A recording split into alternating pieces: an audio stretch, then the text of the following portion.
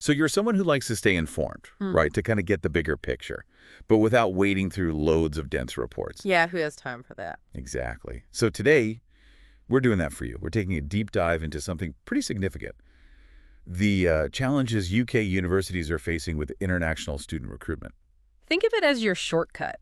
We're basing this on some really fresh findings. Right. We've been looking at, well, partial findings, but still really key, from the university's UK International Survey. That's UUK. UUQ, yeah. Their International Student Recruitment Survey for 2025. It's got responses from 54 unis across the whole UK. All types, all nations. All types, yeah. Mission groups, the devolved nations, the lot. And honestly, the main headline, it jumps right out. Which is? Nearly 80% of them. 80%. They missed their international student recruitment forecasts for this September 2024. Wow. Okay, 80%. That's not just a blip, is it? That sounds like a systemic thing almost. It really does paint a picture. It's not just one or two having a bad year. It's widespread. So how does that fit into the slightly longer term trend? Has recruitment been falling anyway? Well, yeah, that's the thing. This 79.6% miss for September 24, it comes after a drop already happened. Ah, okay. In the 2023-24 academic year, international enrollments were down 6.7%. Right. But then for this specific September 24 intake, looking year on year across the whole sector, it's a 12.8% decline. 12.8%. Okay, that's Yep. a pretty steep drop off then, Yeah. following an existing dip. It is. It's definitely a significant downturn. And unsurprisingly, this hasn't gone unnoticed. No, I bet. Parliament's paying attention. Oh, yeah. The Education Committee, they just held what they called a deep dive evidence session. Really digging into it. Exactly. Focused specifically on the financial health of the higher education sector because, these numbers, they raise questions. Questions like, are universities maybe too reliant on international fees? That's definitely one of the main concerns being voiced. Have institutions become perhaps overly dependent? And maybe, just maybe, were they a bit too optimistic? Overestimating recruitment numbers. Right. And you can't talk about recruitment without talking about, well, the policies that affect who can actually come here. Immigration rules. Absolutely central. And one change keeps coming up.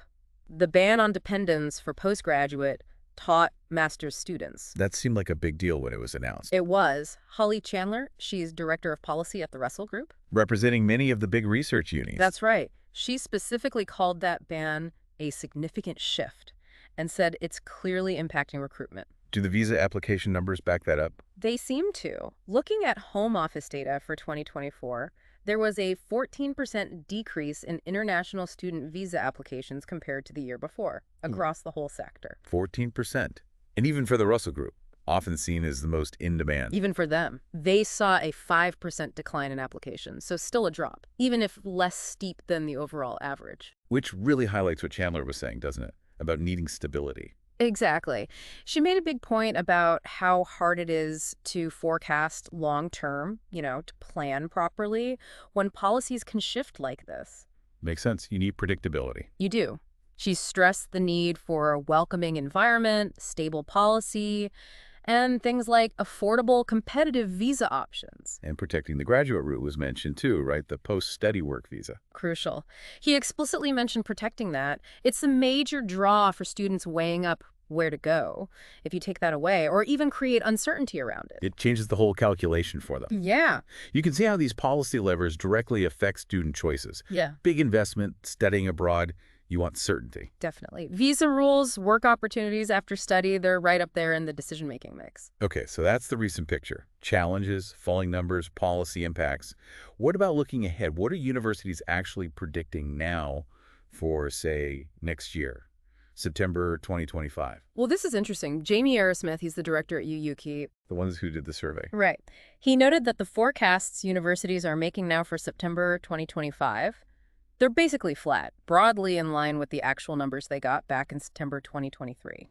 So not predicting a bounce back to previous forecast levels or even growth. Yeah. Just holding steady. Exactly. It suggests a real shift in focus, away from growth, towards stability. A recalibration. That's a good word for it. Right. A recalibration of expectations.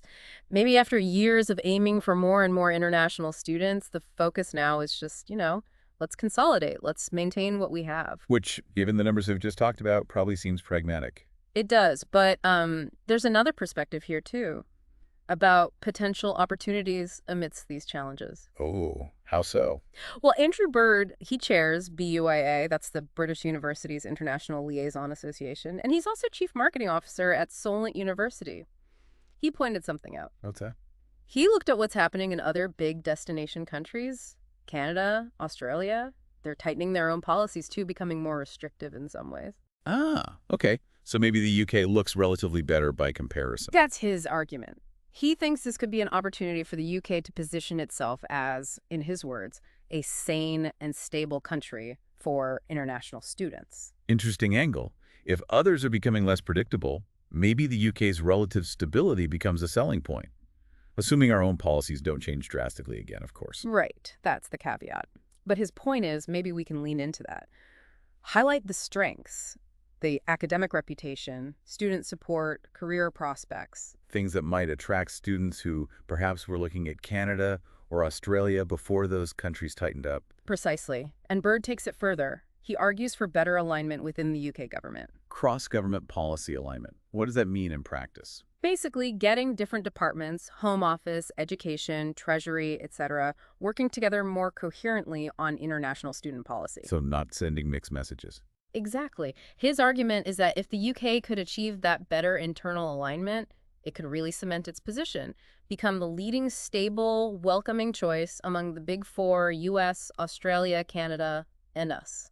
So our own internal coherence could be a competitive advantage. Yeah. That's a really compelling thought. It is. It links back to that need for stability that Holly Chandler mentioned, too. Now, we mentioned the parliamentary session earlier. Did they only talk about recruitment numbers and policy? Or did other related things come up?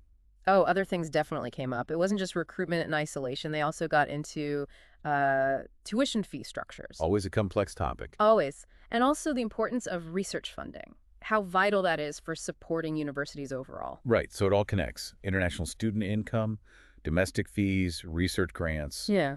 It's all part of the bigger university funding puzzle. Exactly. It's a reminder that recruitment is just one piece, albeit a very significant one, in this really intricate financial picture for higher education. Okay, so let's try and pull this together then. The main takeaway seems pretty clear. UK universities are definitely facing some real headwinds with international recruitment. Significant headwinds, yeah. That 80% figure for missing targets is stark. Driven largely by policy shifts, like the dependent visa rules, and maybe some forecasts that were perhaps a bit too optimistic for the changing global climate. And looking ahead, the focus seems to have shifted. It's less about chasing growth now, more about achieving stability, holding on to the enrollment levels they had a couple of years ago. Right. Which, thinking about it, leads to a final thought, maybe something for our listeners to chew on. Go on. Well, given all these challenges, the policy shifts, the increased competition, the financial pressures, but also these potential opportunities, like positioning the UK as stable, what does all this actually mean for the future? For the UK's place in global higher education long term? That's the big question, isn't it? Yeah. And what's going to be most crucial in shaping that future? Will it be government policy decisions? Will it be how global competition evolves? Or will it be down to how the universities themselves adapt and strategize? More likely, some combination of all three. Probably. Definitely Yeah. something to keep an eye on. Anyway, thanks for taking this deep dive with us today.